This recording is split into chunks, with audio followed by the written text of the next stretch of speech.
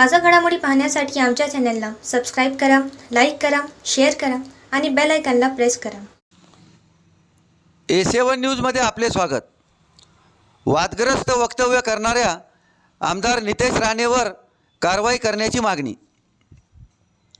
भारतीय जनता पार्टीचे आमदार नितेश राणे यांनी अहमदनगर जिल्ह्यात आयोजित केलेल्या एका कार्यक्रमात मुस्लिम समाजाबद्दल वादग्रस्त वक्तव्य केल्याने मुस्लिम समाजाच्या भावना दुखावल्या आहेत. आमदार नितेश राणे यांच्यावर कठोर कारवाई करण्याची मागणी राष्ट्रवादी काँग्रेस पक्षाच्या वतीने जिल्हाधिकारी हिंगोली यांना निवेदनाद्वारे करण्यात आली आहे. भारतीय जनता पार्टीचे आमदार नितेश राणे हे मुस्लिम समाजाबद्दल वारंवार वादग्रस्त वक्तव्य करून दोन समाजात तेढ निर्माण करण्याचा प्रयत्न करीत आहेत.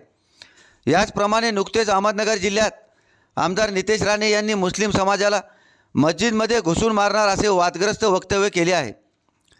काही दिवसापूर्वी नाशिक जिल्ह्यात रामगिरी महाराजांनी प्रेषित मोहम्मद पैगंबर यांच्याबद्दल वादग्रस्त वक्तव्य करून मुस्लिम समाजाचे भावना दुखावल्याबद्दल राज्यात रामगिरी महाराजांच्या विरोधात 58 गुन्हे दाखल करण्यात आले आहेत.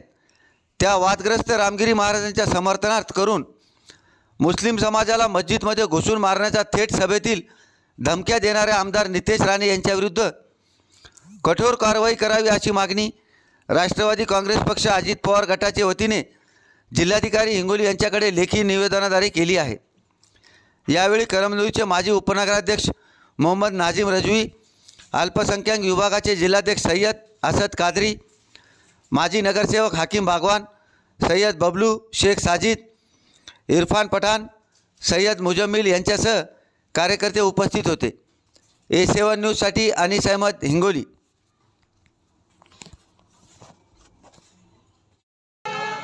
बीजेपी के आमदार नितेश राणे ने कहा है कि मस्जिद में घुसकर मुस्लिम समाज के लोगों को मारेंगे. ये 1.5 फुटिया तेरे में ताकत है क्या? वो मुस्लिम समाज के मस्जिद में घुस के मारने की?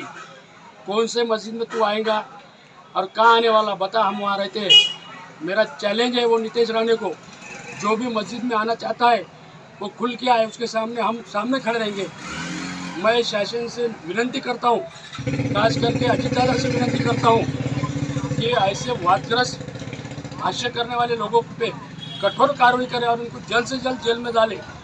इस बारे में मैंने माननीय जिलाधिकारी हिंगोली इनके माध्यम से शासन को निवेदन भी दिया हूँ.